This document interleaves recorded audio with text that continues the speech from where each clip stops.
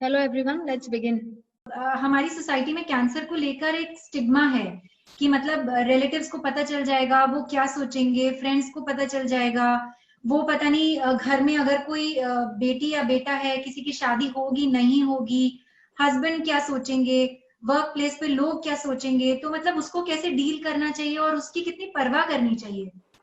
हाँ, यहाँ मैं बताना चाहूंगी कि जब मेरे बाल सारे गिर गए थे कीमो के बाद, और उसके बाद भांजी की मेरी भांजी की शादी थी। और उस शादी का मुझे बहुत ही क्रेज था जाने का, क्योंकि पहली शादी थी हमारे घर में। तो मैंने सोचा कि मुझे एक विग खरीदना पड़ेगा, क्योंकि बाल तकरीबन वही है कि मैं बिल्कुल बाल्ड हो चुकी थी। तो जब मैं मार्केट में गई तो मुझे कोई विग पसंद नहीं आया।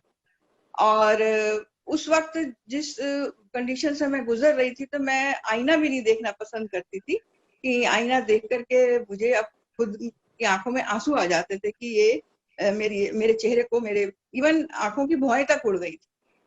तो फिर शादी में जाना तो था ही मैंने। तो फिर मैंने किस तरह से अपने मन को तैयार किया और कहा कि नहीं, ठीक है, जैसी मैं लग रही हूँ मैं वैसे ही जाऊंगी। तो मैं जब वहां पर गई, तो जैसे हम लोग बैठे जा करके, तो लोग दूर से मुझे देख करके कुछ लोग फुसफुसाने लगे आपस में। तो मैं समझ गई कि मेरे बारे में ही कुछ बात कर रहे हैं।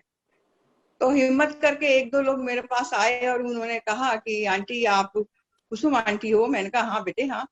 कहने लगे कि आपके बालों को क्या हुआ, बाल कहाँ गए आपके? तो मुझे कुछ सूझा नहीं कि मैं क्या जवाब दूं उन्हें कि बाल मेरे कहाँ चले गए।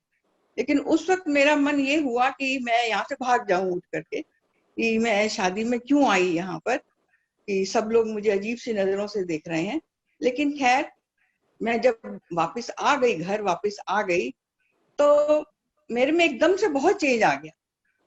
मैंने कहा नहीं, मैंने लोगों की परवाह नहीं करनी, मैंने अपनी खुशी देखनी है। और मैंने जैसी मैं लग रही हूँ, मैंने कहा मैं वैसी ही अच्छी हूँ।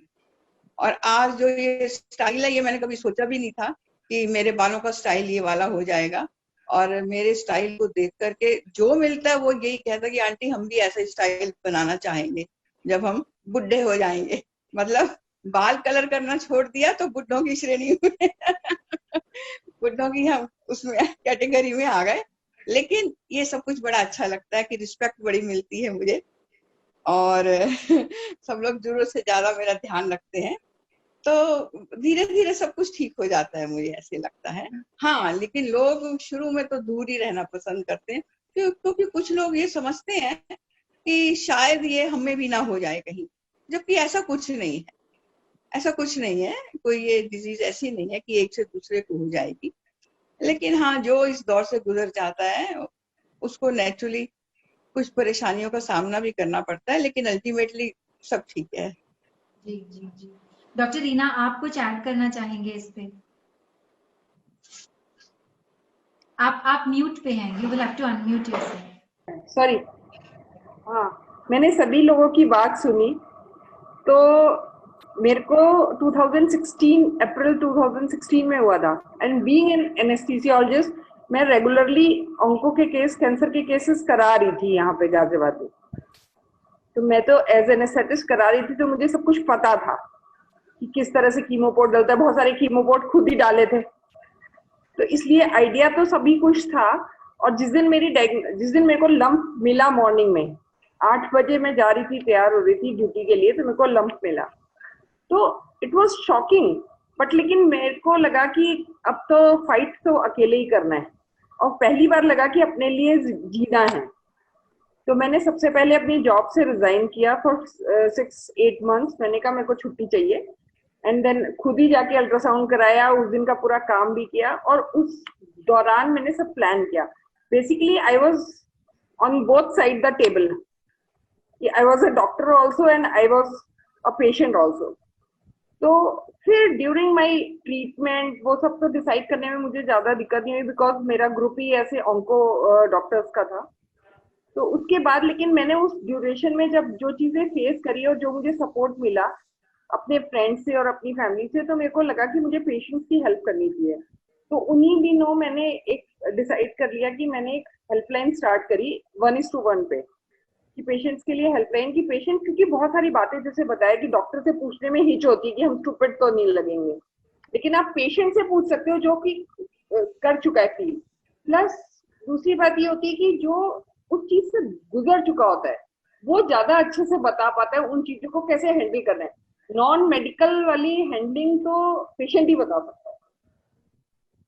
तो इसीलिए उसके विद इन 1 ईयर मैंने 2 ब्यूटी पेजेंट्स की थे, Mrs Delhi NCR and Mrs India.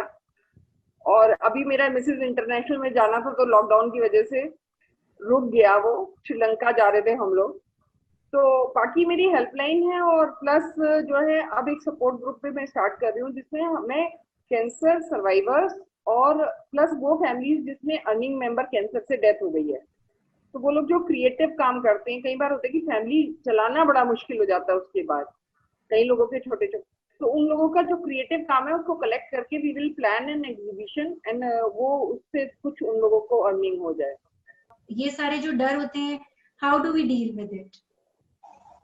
Okay, यहाँ पे मैं ये कहना चाहूंगी कि एक तो हमें अपने रेगुलर फॉलोअप करने चाहिए, जो कि I think in a society being a women और बीइंग अ होम मेकर कई बार हम काफी केयरलेस हो जाते हैं कि ओके चलो अब हल्का सा ये है वो है, लम्प फील हो रहा है तब कुछ नहीं है। बट आई थिंक सीरियसली हम अगर डॉक्टर्स की सलाह लें और we should be particular the time कि आज हमने जाना है फॉलोअप के लिए तो हमें जाना ही है व्हाटसोएवर। अगर हम रेगुलर अपना मेडिकल चेकअप कराते रहेंगे एंड स्पेशली 40+ के बाद तो बहुत ही जरूरी हो जाता है।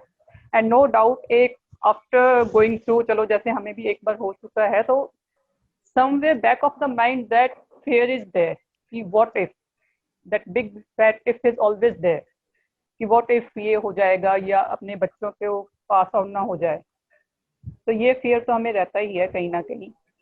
But out here I would like to add कि as far as my experience was there, the positivity and the positive affirmations helped me a lot.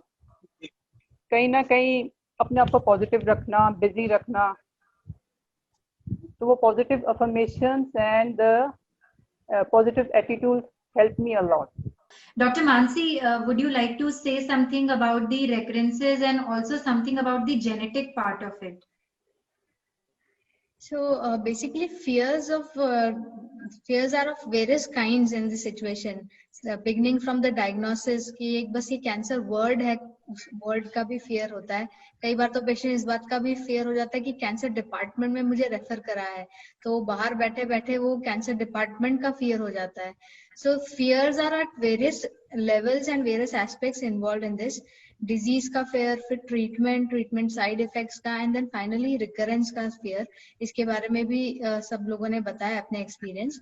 But एक फेयर ये भी है कि कहीं हम इसे पास ऑन तो नहीं कर रहे हैं आगे अपने जनरेशन में।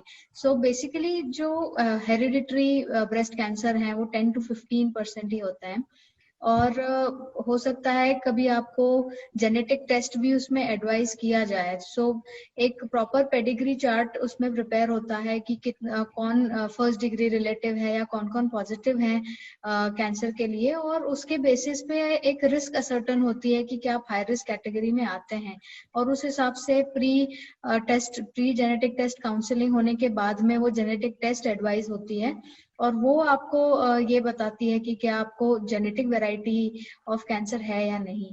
And regardless of that actually आगे पास ऑन जो जेनेटिक पॉजिटिव है भी वो भी 100% नहीं करते हैं, that is still 50% chance of for those to pass on to their siblings.